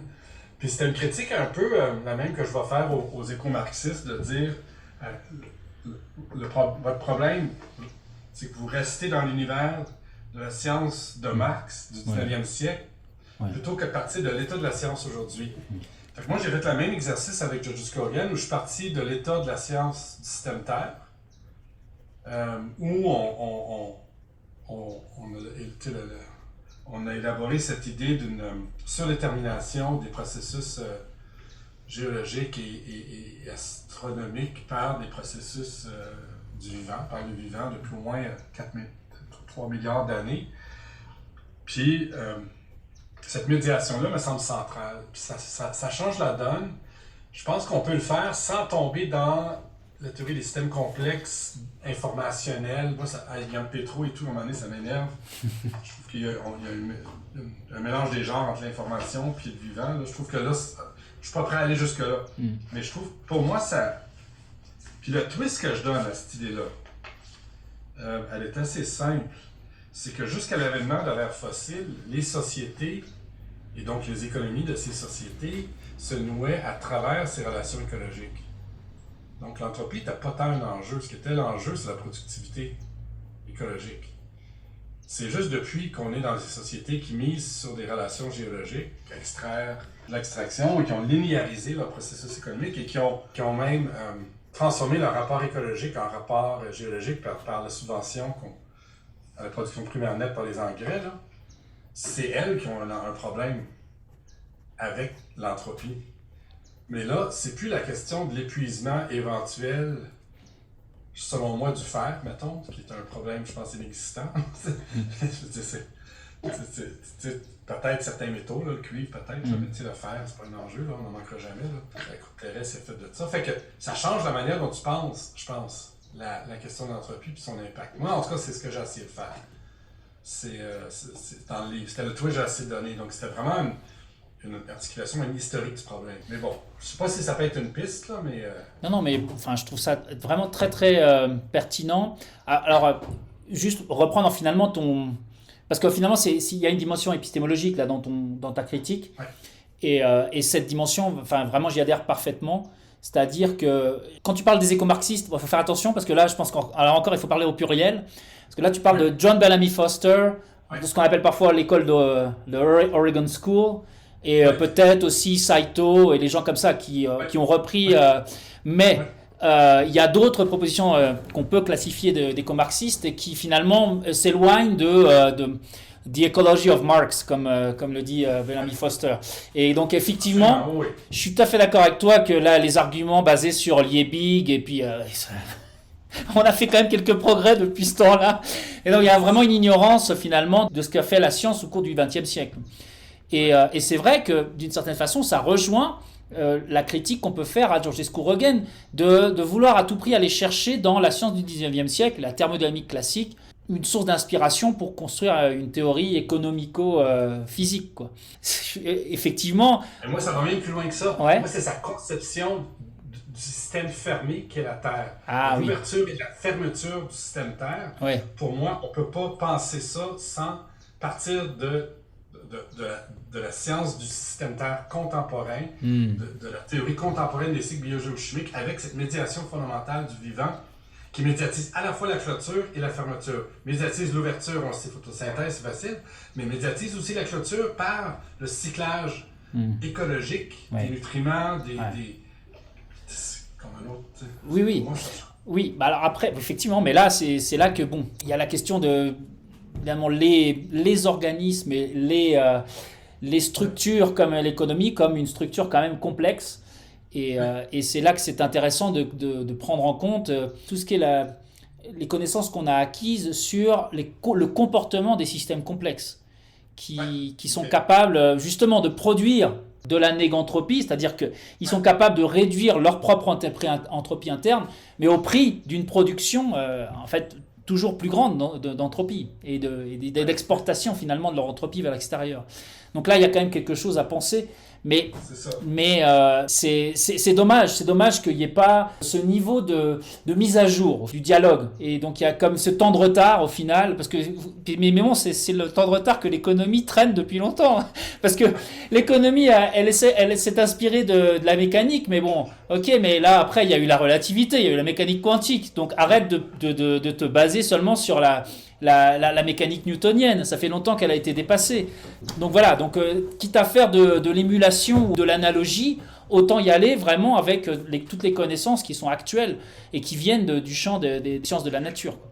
Donc c'est là que je te rejoins complètement. Et après, oui, c'est ça, les éco-marxistes, je pense qu'il faut vraiment faire très attention parce que la proposition que fait James O'Connor, par exemple, elle ne tombe pas dans ce travers que tu signales. Oui, absolument, tu as raison. Ouais. Vincent. Ouais, merci. Merci beaucoup pour la présentation. C'est super le fun d'avoir un peu plus de nuances par rapport à quelque chose que j'avais, peut-être plusieurs aussi admis comme une loi, donc là, qui était... Puis donc, qui avait un peu, puis beaucoup même, fermé la porte à des concepts comme l'économie circulaire, etc. Puis là, c'est comme si, là, une petite porte qui se réouvre pour aller me poser un petit peu plus de questions par rapport à ça. Et donc là, pour revenir, j'aimerais revenir spécifiquement, puis là, donc c'est vraiment mes connaissances en biologie, en physique qui sont absentes. Et donc là, je me demandais à la recherche, je comprends qu'il n'y a pas de loi, donc par rapport à cette idée de structure dissipative, par rapport à cette loi d'entropie de la matière, donc qui est inexistante, là, parce que de ce que j'en comprends, si j'ai bien compris, une entropie de la matière, c'est purement... ça serait pas une loi, ça serait purement humain, ça serait purement sur la capacité de l'humain à utiliser cette matière et donc elle est anthropique d'un point de vue humain puisqu'elle est donc pas du sable qu'on est capable de le prendre pour construire un building, mais donc justement, donc si on prend cet exemple de je vais chercher du sable en Australie, je construis une tour à Dubaï, est-ce qu'il y a de la recherche quand même qui a été faite sur la difficulté ou la quantité d'énergie que ça prendrait pour la transformer en sable, puis en tour encore. Donc là, je veux dire, ça tourne un petit peu dans ma tête pour me dire, OK, là, est-ce qu'on est de retour sur une possibilité, utopie de recyclage infini? Puis donc là, ça me ramène un peu sur ces questions-là, du point de vue de la matière. Donc c'est ça, je voulais un peu lancer la question. Je comprends qu'il n'y a pas de loi faite possible, mais bon, certaines limites quand même associées à ça. Voilà. Non, c'est très très pertinent. Ça rejoint un petit peu ce dont parlait Eric, parce que après, il y a cette question, c'est-à-dire que ces gens-là qui essaient de dialoguer ou de critiquer Georges Rogan, ils se cantonnent à la dimension, on va dire, quantitative de la matière et de l'énergie. Mais il y a le vivant. Le vivant est complètement laissé pour compte, là. Parce qu'on ne se préoccupe pas trop de l'entropie et de l'énergie des écosystèmes dans ce débat par rapport à la possibilité d'une rareté liée à ce que Georges Escour appelle l'entropie matière. Au final, le vivant et les écosystèmes sont exclus de cette réflexion. Donc c'est là que, effectivement, la prise en compte de la dimension du vivant est essentielle pour penser la question des limites et ne pas se limiter à la dimension, qu'elle soit énergétique ou même matérielle, telle que la formule Georges Rogan. Alors après, il y a un concept en thermodynamique, mais qui ensuite a été repris par tout un champ aussi. Alors, ils ne sont pas toujours considérés comme économistes écologiques, mais en tout cas, parfois ils s'appellent les thermoéconomistes ou les exergo-économistes. Donc, les exergo-économistes, en fait, ils se concentrent sur ce qu'on appelle l'exergie. Donc, l'exergie, c'est une des composants de l'énergie, mais si tu veux, c'est la partie de l'énergie qui peut être mobilisée pour être transformée en travail. L'océan, par exemple, il a une certaine température. Donc ça correspond à une certaine énergie thermique. Mais en fait, quand tu as de l'eau comme ça, qui a une température donnée, en fait, tu ne peux pas tirer de travail de ça. Il faut une différence de température pour pouvoir tirer un travail mécanique. Donc, en fait, il y a quelque chose qui s'appelle l'exergie, qui représente d'une certaine façon la partie libre de l'énergie, la partie qui peut être mobilisée et transformée en travail mécanique. Donc là encore, il y a le débat que posent les prométhéens solaires versus les gens qui les critiquent. Alors dans quelle mesure on va être capable d'aller exploiter l'énergie libre qui représente une certaine portion de l'énergie qui s'appelle l'exergie? Dans quelle mesure on va être capable d'aller la chercher et de la transformer en travail? Donc si on est capable de transformer toute l'exergie qu'il y a sur Terre et celle qui nous arrive du Soleil, si on est capable de la transformer en travail, effectivement, on peut résoudre éventuellement des problèmes d'accès à des ressources ou des problèmes de recyclage. Mais tout ça encore, ça ne parle pas des écosystèmes, ça ne parle pas du vivant, ça ne parle pas des conditions propices à une vie finalement acceptable ou une vie heureuse. Donc voilà, il y a toute cette dimension-là qui est oubliée, et c'est ça qu'il faut aussi ne pas perdre de vue, parce que tout ça c'est très centré sur des aspects spécifiques du métabolisme au final. Et c'est là que le métabolisme pêche aussi, quand en fait il devient une vision du monde au final. Donc c'est ça. C'est un peu ce que je peux répondre, mais ça n'a pas répondu pleinement à tes questionnements, mais c'est parce qu'il n'existe pas de réponse justement. Voilà. Évidemment, toute cette conversation-là sur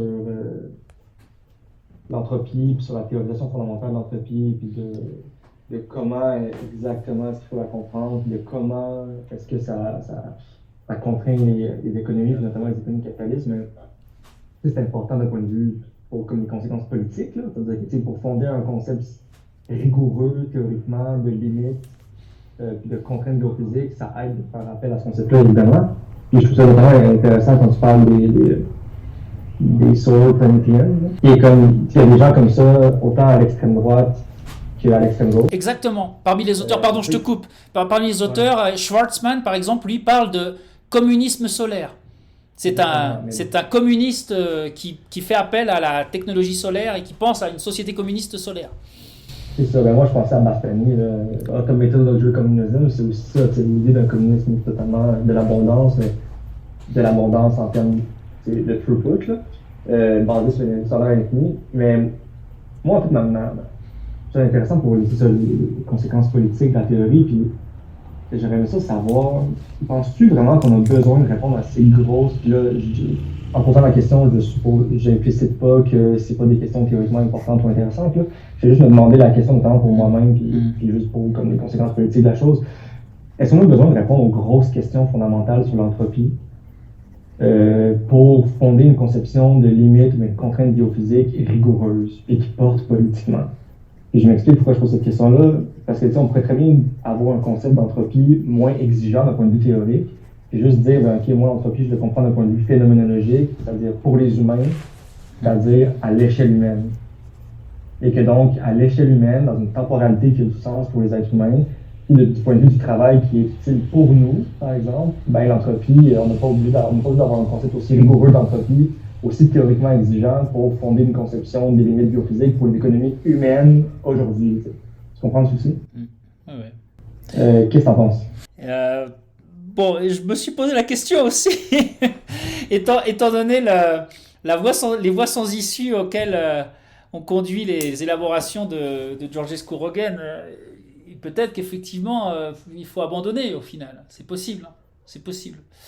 Mais justement, je me disais, bon, suivant les réflexions là de Eric, parce que j'ai eu un peu une démarche similaire en me disant, ok, mais c'est peut-être parce que quand même on dialogue avec une théorie de la thermodynamique qui est super basique, élémentaire et rudimentaire même pour le dire ainsi, que on n'arrive pas à avancer. Mais peut-être qu'il y a quand même quelque chose à dire à partir d'une thermodynamique qui serait quand même plus sophistiquée, qui est celle qui est à notre disposition, mais qui n'a pas été mobilisée parce que les gens ignoraient son existence ou ils n'ont pas pris le temps d'aller chercher un peu plus loin que ce qu'avait dit Clausius au XIXe siècle.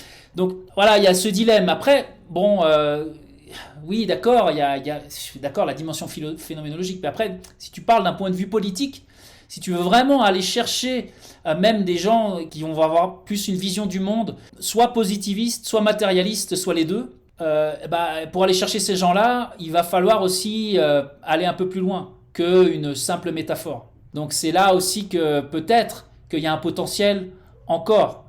Mais il est possible aussi qu'au final, on ne trouve que des écueils dans cette démarche interdisciplinaire qui est quand même super audacieuse et super ambitieuse. Ça ne fait aucun doute. Donc avec Paul, on se dit qu'on se donne peut-être un article ou deux encore et si on trouve rien, écoute, on laissera tomber. Mais au moins, on aura tiré un petit peu des choses au clair. Ne serait-ce que pour nous, ça nous a quand même apporté des choses. Merci pour la réponse. Annie? Oui, merci Dominique.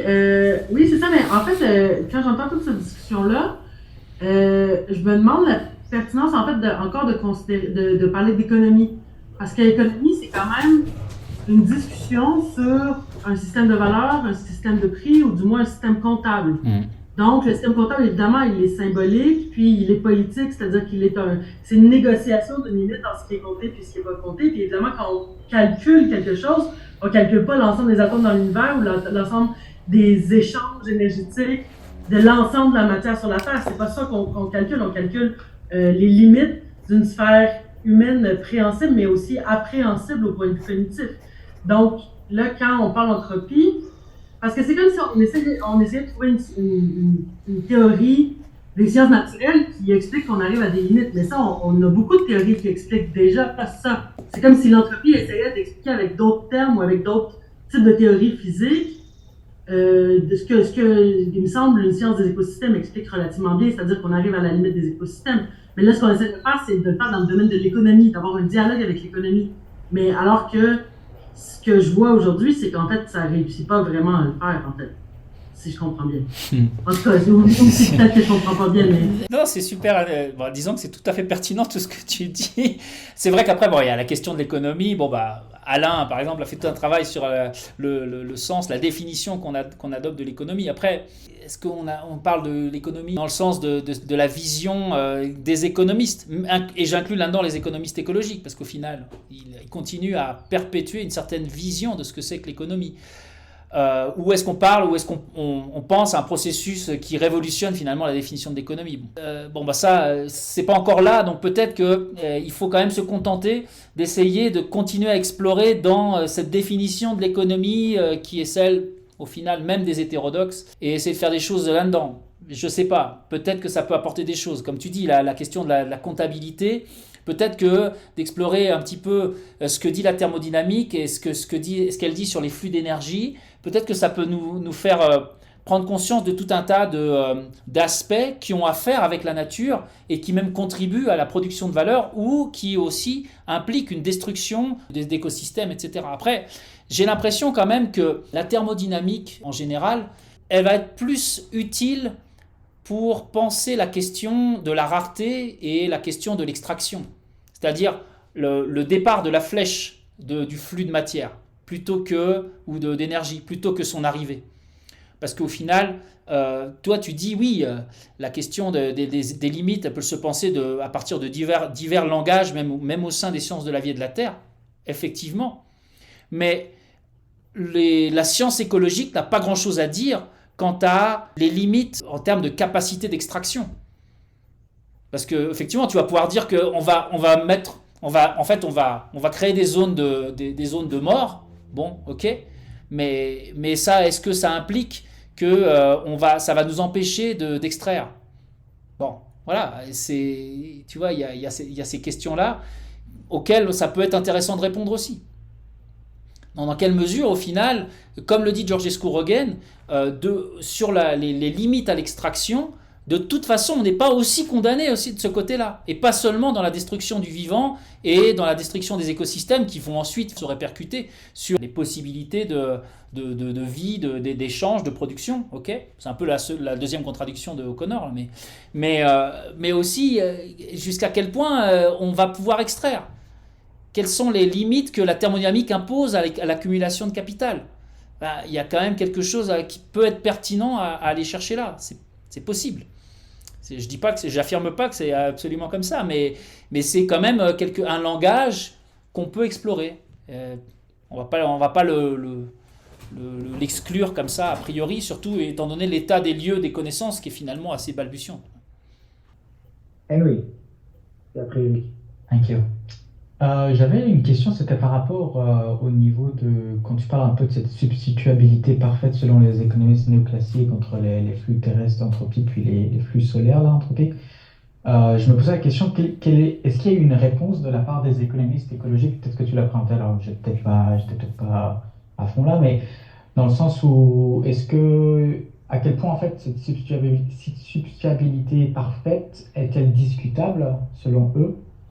Selon les économistes écologiques. Par exemple, je pense à flux anthropique terrestre qu'on pourrait associer par exemple les énergies fossiles, comme tu l'avais dit, puis flux anthropique solaire, les radiations solaires.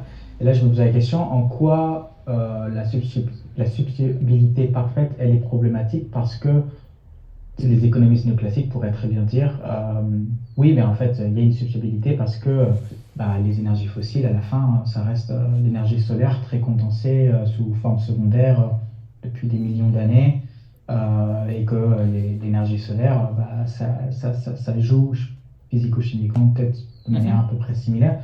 Est-ce que c'est parce qu'on arrive à critiquer cette prémisse de substituabilité entre l'énergie entre le flux anthropique terrestre et solaire, selon le fait qu'il y a des différences d'échelle temporelle qui sont assez évidentes là. On parle de genre l'énergie fossile, c'est sous forme chimique sur des millions d'années, puis ça demanderait des millions d'années pour reconstituer ce stock.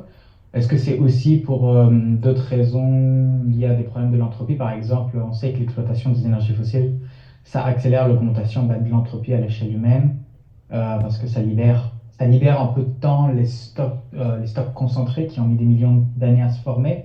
Et en fait, les flux solaires, c'est différent parce que ça suit un cycle thermodynamique qui est quand même différent, qui ne permet pas de constituer ces stocks. Voilà. Encore une fois, ça revient à l'échelle des temps. Donc, je me posais la question s'il y avait une réponse qui était élaborée par les économistes écologiques ou même d'autres économistes qui ont remis en question un peu cette substituabilité parfaite. J'ai toujours du mal avec le mot là, substituabilité. Ouais. Je ne sais même pas si c'est tellement... en anglais, il l'utilisait, mais bon, en français, c'est pas super non plus. Mais bon, merci. Oui, non, effectivement. En fait, Georges Scourogan lui-même a déjà apporté des contre-arguments. Et des contre-arguments qui ont été ensuite repris par la plupart des économistes écologiques, puisqu'il disait « Ok, mais d'accord, peut-être qu'on peut s'émanciper de ce que lui, il appelait la basse entropie d'origine terrestre. Bon, typiquement les combustibles fossiles, par exemple. On va pouvoir s'en affranchir. Mais même si on pense à substituer nos systèmes énergétiques basés sur les combustibles fossiles ou l'énergie fossile par des systèmes qui seraient basés sur l'énergie solaire, eh ben, on va avoir besoin de matière. On va avoir besoin de matière.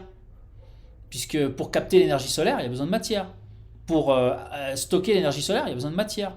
Pour transporter l'énergie solaire, il y a besoin de matière.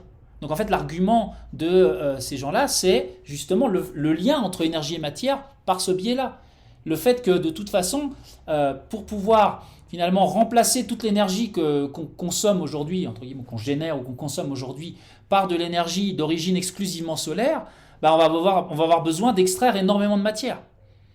Et cette matière, c'est ça qui pose problème selon Georges Scourogan. Donc il y a vraiment, le contre-argument, c'est le déplacement du problème de l'énergie au problème de la matière. Et donc c'est là qu'il y a tout un tas de choses à explorer, encore une fois, jusqu'à quel point on va pouvoir aller extraire la matière qui va être nécessaire à substituer nos systèmes énergétiques basés sur le fossile à des systèmes énergétiques basés sur le solaire. Et là, Georges Scourogan dit, non, ça ne va pas marcher parce qu'on va avoir besoin de trop de matière pour faire ça. Et surtout si on continue dans un...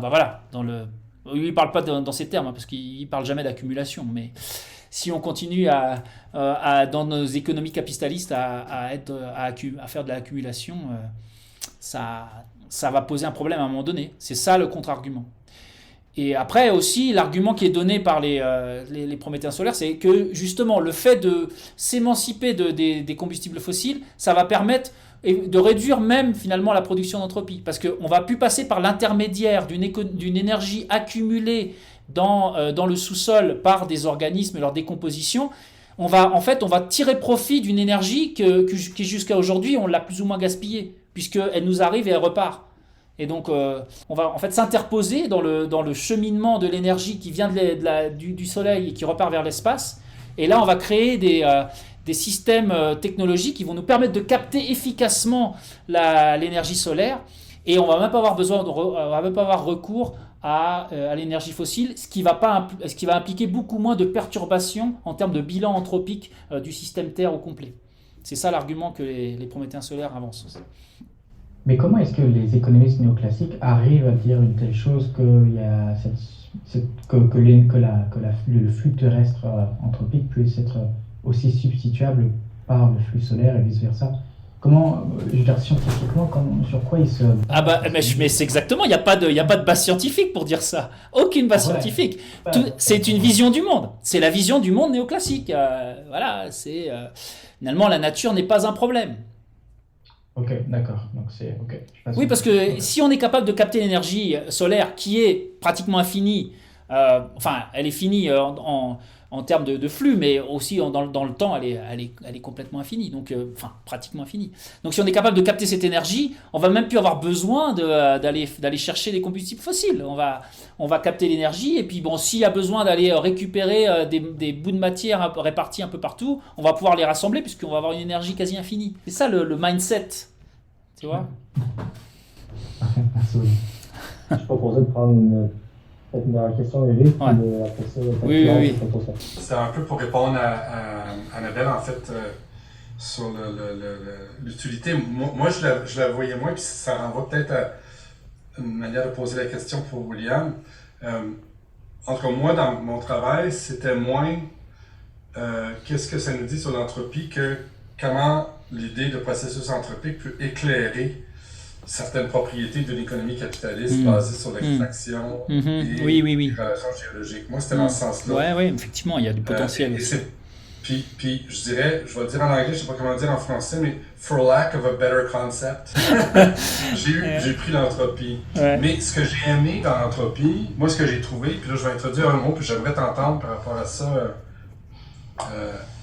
William. Moi, je suis parti de la question qui venait de Web of Life, là, du travail de la nature. Du travail.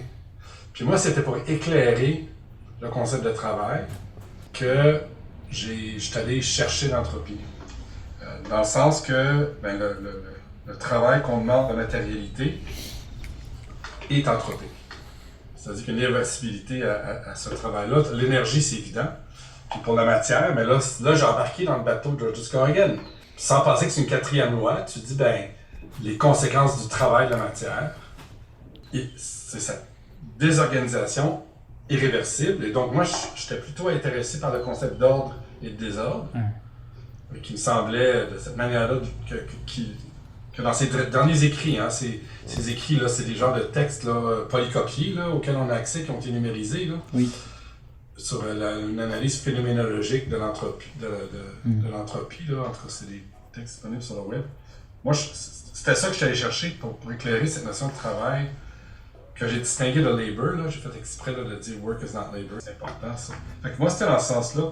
Après ça, effectivement, pour une société qui est devenue omnivore, de matériaux abiotiques, ça éclaire aussi. Là. Comme je disais tantôt, je suis pas inquiet pour le faire, mais pour plein de... on en est rendu à avoir des politiques de matériaux critiques. Là. Mais oui. Fait que là, ça veut dire qu'en quelque part, qu'il y a une pertinence par rapport à ça. En tout cas, je sais pas si tu connais la petite recherche de Vatin. François Vatin, c'est un livre qui est vraiment passé inaperçu. C'est de la petite collection au PUF, la philosophie. Là. C'est une plaquette là, de 120 pages qui s'appelle « Le travail, économie et physique, 1780-1830 ». C'est vraiment intéressant. Okay. C'est un bon travail d'histoire de la pensée où il montre comment ça se promène entre la physique et l'économie, ce concept de travail. Je connais pas. Alors, il étudie Coulomb, Coriolis et Navier. C'est une belle petite étude qui finit sur Mars. Ok. Ouais. Alors, il parle pas de Carnot alors. Il parle que finalement des dynamiciens des fluides. Il parle des dynamiciens des fluides.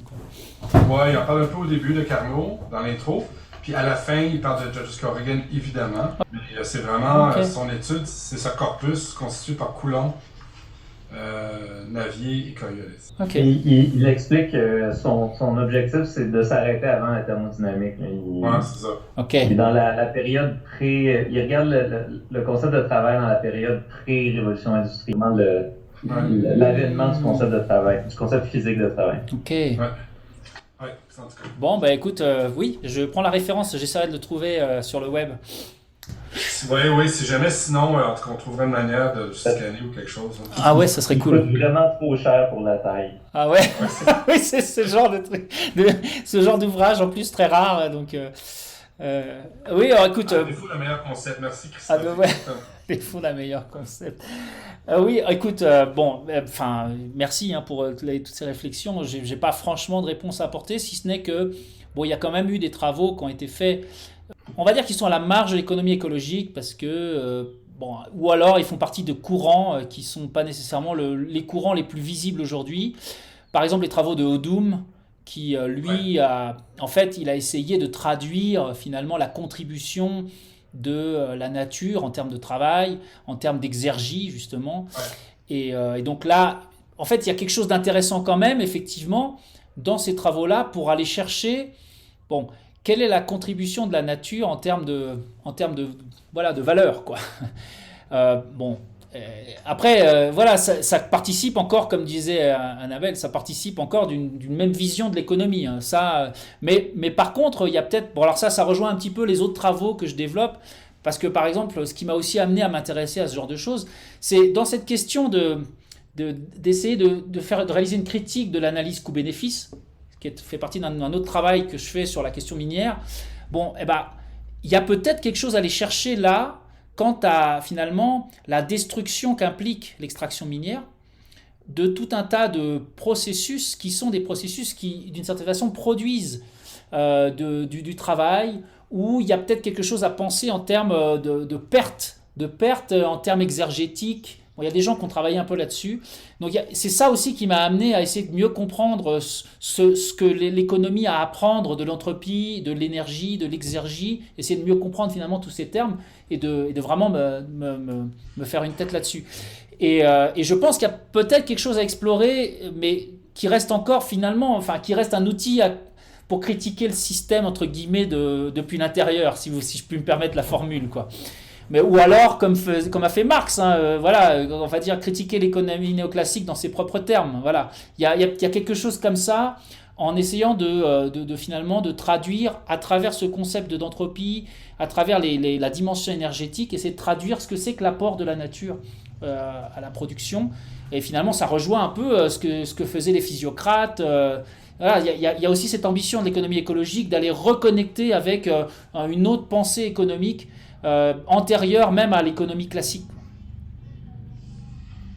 Voilà, c'est tout ce que je pourrais dire, je pense, là-dessus, mais j'ai pas de réponse non plus complètement,